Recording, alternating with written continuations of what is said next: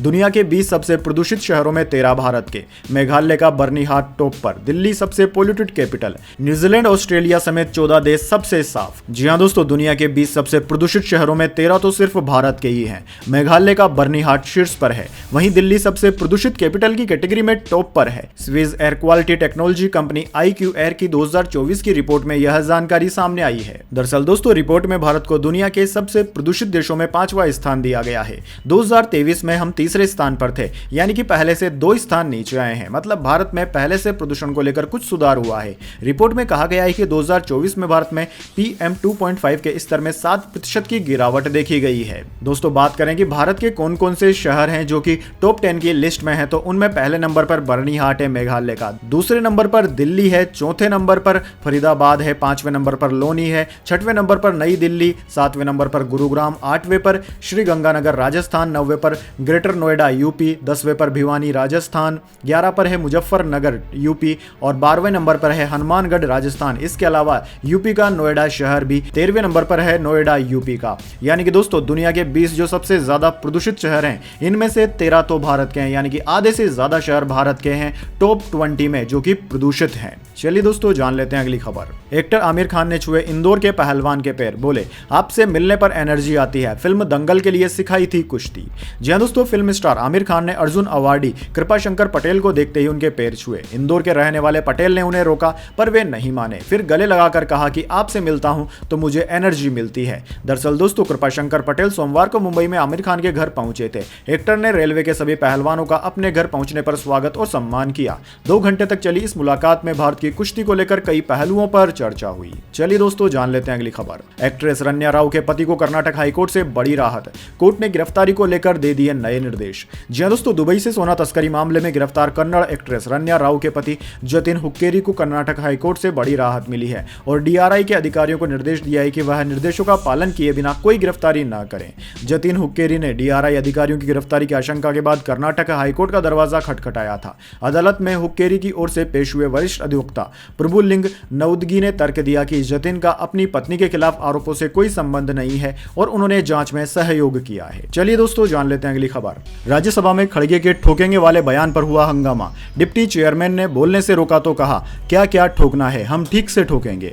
जी हां दोस्तों, बजट सत्र के दूसरे दिन मंगलवार को राज्यसभा में कांग्रेस अध्यक्ष मल्लिकार्जुन खड़गे के ठोकेंगे वाले बयान पर हंगामा हो गया। दरअसल दोस्तों, डिप्टी चेयरमैन ने दिग्विजय सिंह को बोलने के लिए कहा, लेकिन खड़गे बीच में ही अपनी बात रखने लगे। इस पर डिप्टी चेयरमैन हरिवंश ने उन्हें टोका और कहा कि आप सुबह बोल चुके हैं। इस पर खड़गे ने कहा कि ये क्या डिक्टेटरशिप है, मैं हाथ जोड़कर आपसे बोलने की अनुमति मांग रहा हूं। इस पर हरिवंश ने कहा कि अभी दिग्विजय सिंह के बोलने का मौका है, इसलिए आप बैठ जाइए। इसके बाद खड़गे ने कहा कि वो तो बोलेंगे ही, लेकिन आपको क्या क्या ठोकना है हम ठीक से ठोकेंगे, सरकार को भी ठोकेंगे। जब हरिवंश ने खड़गे के बयान पर आपत्ति जताई तो उन्होंने कहा कि हम सरकार की नीतियों को ठोकने की बात कर रहे हैं। चलिए दोस्तों, जान लेते हैं अगली बड़ी खबर। मॉरिशस में मोदी ने राष्ट्रपति को महाकुंभ का गंगा जल दिया। राष्ट्रपति की पत्नी को बनारसी साड़ी गिफ्ट की।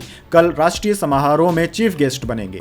जी हां दोस्तों, प्रधानमंत्री नरेंद्र मोदी 2 दिन के मॉरिशस दौरे पर हैं। ये उनकी राजकीय यात्रा है। उन्होंने मंगलवार दोपहर मॉरिशस के राष्ट्रपति धर्म गोखलू से मुलाकात की। प्रधानमंत्री ने राष्ट्रपति धर्म को गंगा जल और उनकी पत्नी को बनारसी साड़ी गिफ्ट की। इससे पहले प्रधानमंत्री मोदी मंगलवार सुबह करीब 8 बजे पोर्ट लुई एयरपोर्ट पर उतरे थे। दोस्तों, यहां पर मॉरिशस के प्रधानमंत्री नवीन चंद्र राम गुलाम ने उनका स्वागत किया। एयरपोर्ट से रवाना होकर प्रधानमंत्री मोदी होटल पहुंचे। यहां भारतीय प्रवासियों ने भारत माता की जय के नारे के साथ उनका स्वागत किया और तिरंगे झंडा फहराया।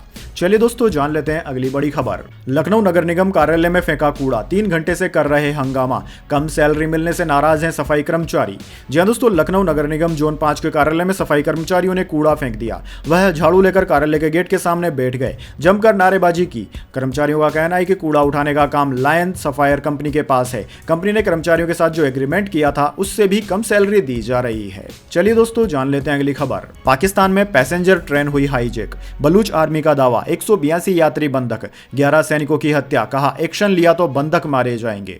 जी हां दोस्तों, पाकिस्तान में बलूच लिबरेशन आर्मी BLA ने मंगलवार को जाफर एक्सप्रेस पर हमला कर उसे हाईजैक कर लिया। BLA ने बयान जारी कर बताया कि 182 पैसेंजर्स को बंधक बना रखा है। पहले BLA ने 100 से ज्यादा यात्रियों को बंधक बनाने की बात कही थी। बीएलए ने बयान में यह भी बताया कि अब तक 11 पाकिस्तानी सैनिक मारे जा चुके हैं और एक ड्रोन भी मार गिराया गया है। बीएलए के लड़ाकों का अब भी जाफर एक्सप्रेस पर पूरी तरह से नियंत्रण बना हुआ है। यह हमला क्वेटा से पेशावर के रूट पर बलूचिस्तान के बोलन जिले के माशकाफ इलाके में हुआ है। चलिए दोस्तों जान लेते हैं अगली खबर। अवैध अप्रवास रोकने के लिए सरकार लेकर आई नया बिल, 7 साल कैद और 10 लाख जुर्माना समेत और भी हैं कई सारे प्रावधान। जी दोस्तों, घुसपैठ और अवैध अप्रवास रोकने के मकसद से लोकसभा में मंगलवार को अप्रवासन और विदेशी विधेयक 2025 बिल पेश किया गया। अमित शाह की तरफ से गृह राज्य मंत्री नित्यानंद राय ने विधेयक पेश करते हुए कहा कि किसी को देश में आने से रोकने के लिए यह बिल नहीं लाया गया है, बल्कि इस बिल का मकसद है कि जो भी विदेशी भारत आए वे यहाँ के नियमों का पालन करके ही आए। कांग्रेस सांसद मनीष तिवारी और टीएमसी के सौगत राय ने बिल का विरोध किया है। दोस्तों, प्रस्तावित कानून में इमिग्रेशन नियमों के उल्लंघन के लिए सख्त सजा का भी प्रावधान किया गया है। वैध पासपोर्ट या वीजा के बिना भारत में अवैध रूप से एंट्री करने पर 5 साल तक की कैद और 5 लाख रुपए तक का जुर्माना हो सकता है। जाली दस्तावेजों का इस्तेमाल करने वालों को 2 से 7 साल तक जेल और 1 लाख रुपए से 10 लाख रुपए तक का जुर्माना हो सकता है। निर्धारित समय से अधिक समय तक रहना, वीजा शर्तों का उल्लंघन करना या प्रतिबंधित क्षेत्रों में प्रवेश करने जैसे अपराधों के लिए 3 साल तक की कैद, 3 लाख रुपए तक का जुर्माना या फिर दोनों हो सकते हैं। चलिए दोस्तों जान लेते हैं अगली बड़ी खबर। यूपीआई और रुपए कार्ड यूज करना हो सकता है महंगा, सरकार एक बार फिर मर्चेंट चार्ज लागू करने पर कर रही है विचार। जी हां दोस्तों, सरकार यूपीआई ट्रांजैक्शन और रुपए डेबिट कार्ड पर मर्चेंट चार्ज यानी कि फीस फिर से लागू करने पर विचार कर रही है। द इकोनॉमिक टाइम ने 2 वरिष्ठ बैंक अधिकारियों के हवाले से इस बात की जानकारी दी। अभी इन पेमेंट मेथड्स पर कोई मर्चेंट डिस्काउंट रेट नहीं लगाया जाता है, क्योंकि उन्हें national payment corporation of India facility provide करती है। हालांकि छोटे बिजनेस के लिए ट्रांजैक्शन को फ्री रखते हुए बड़े मर्चेंट पर फीस लगाने पर चर्चा चल रही है। चलिए दोस्तों जान लेते हैं अगली बड़ी खबर। पंजाब एमपी अमृतपाल की सदस्यता पर फैसला जल्द, संसदीय समिति ने की 54 दिन छुट्टी की सिफारिश, लोकसभा अध्यक्ष लेंगे अंतिम फैसला। जी हां दोस्तों, पंजाब के खंडूर साहिब से सांसद अमृतपाल सिंह के लिए संसद की विशेष समिति ने 54 दिनों की अनुपस्थिति की छुट्टी को मंजूरी देने की सिफारिश की है। अमृतपाल सिंह अप्रैल 2023 से राष्ट्रीय सुरक्षा अधिनियम एनएसए के तहत असम की डिब्रूगढ़ जेल में बंद हैं। उसने अपनी नजरबंदी के कारण लोकसभा अध्यक्ष को 2 अनुरोध प्रस्तुत किए थे, जिनमें उन्होंने संसद से अनुपस्थिति की अनुमति मांगी थी। चलिए दोस्तों जान लेते हैं अगली बड़ी खबर। एलन मस्क की स्टारलिंक ने मिलाया एयरटेल से हाथ, सैटेलाइट से मिलेगा सुपर फास्ट इंटरनेट। जी हां दोस्तों, भारत में इंटरनेट कनेक्टिविटी को एक नई ऊंचाई पर ले जाने के लिए भारतीय एयरटेल और एलन मस्क की कंपनी स्पेस एक्स ने हाथ मिलाया है। एयरटेल ने मंगलवार को एक रेगुलेटरी फाइलिंग में इस एग्रीमेंट की जानकारी दी। इस डील के तहत स्पेस एक्स का Starlink satellite internet service Bharat में लॉन्च होगी। हालांकि यह डील अभी भारत सरकार की मंजूरी का इंतजार कर रही है। दरअसल दोस्तों, एयरटेल और स्टारलिंक मिलकर भारत में इंटरनेट कनेक्टिविटी को बढ़ाने के तरीके तलाशेंगे। इसके अलावा एयरटेल अपने रिटेल स्टोर्स पर स्टारलिंक के उपकरण बेच सकता है और बिजनेस को हाई स्पीड सैटेलाइट इंटरनेट प्रदान कर सकता है। चलिए दोस्तों जान लेते हैं अगली बड़ी खबर। अरविंद केजरीवाल को कोर्ट से बड़ा झटका, 5 साल पुराने मामले में एफआईआर दर्ज करने का आदेश। जी हां दोस्तों, दिल्ली की रावत एवेन्यू कोर्ट ने पूर्व सीएम अरविंद केजरीवाल को झटका देते हुए होर्डिंग लगाने के लिए कथित तौर पर पब्लिक मनी के दुरुपयोग के मामले में एफआईआर दर्ज करने के आदेश दिए हैं। बताया जा रहा है कि होली के बाद केजरीवाल और अन्य के खिलाफ एफआईआर दर्ज की जाएगी। दरअसल दोस्तों, रावत एवेन्यू कोर्ट ने साल 2019 में द्वारका में बड़े होर्डिंग लगाकर कथित तौर पर सार्वजनिक धन का दुरुपयोग करने के लिए पूर्व मुख्यमंत्री अरविंद केजरीवाल और अन्य के खिलाफ एफआईआर दर्ज करने की मांग करने वाली याचिका पर फैसला सुनाते हुए एफआईआर दर्ज करने का आदेश दे दिया है। चलिए दोस्तों जान लेते हैं अगली खबर। लैंड फॉर जॉब स्कीम, तेज प्रताप और हेमा को मिली जमानत, 50,000 रुपए के मुचलके पर बेल। सीबीआई ने 78 लोगों को बनाया है आरोपी।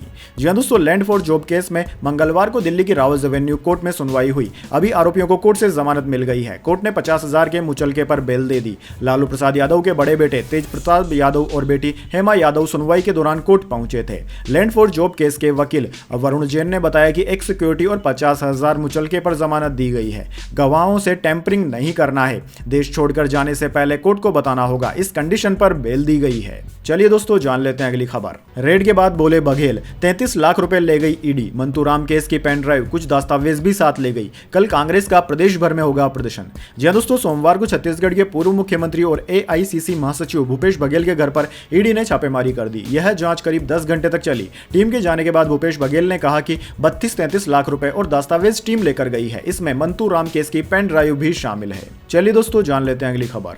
प्रयागराज में आरपीएफ सिपाही भर्ती परीक्षा में सोल्वर गैंग पकड़ी गई। ब्लूटूथ डिवाइस से सोल्व कर रहे थे पेपर। 5-5 लाख रुपए में लिया था पास कराने का ठेका। जी हां दोस्तों, प्रयागराज पुलिस ने आरपीएफ सिपाही भर्ती परीक्षा का पेपर सोल्व कराने वाले गिरोह का खुलासा किया है। पुलिस ने गिरोह के 2 सदस्यों को गिरफ्तार कर लिया है। इन लोगों ने परीक्षा में पास कराने से लेकर भर्ती तक का ठेका लिया था। एसओजी और सर्विलांस सेल की टीम ने सोल्वरों के पास से मोबाइल, ब्लूटूथ डिवाइस, वायरलेस बाउफिंग प्रमाण पत्र, चेकबुक, एटीएम, लैपटॉप आदि बरामद किए हैं। पूछताछ में सामने आया है कि पकड़े गए सोल्वरों ने भर्ती परीक्षा में प्रति अभ्यर्थी 5-5 लाख रुपए का ठेका लिया था। इन लोगों ने करीब 24 अभ्यर्थियों से 1-1 लाख रुपए एडवांस लिए और पेपर सोल्व करा रहे थे। चलिए दोस्तों, जान लेते हैं अगली खबर।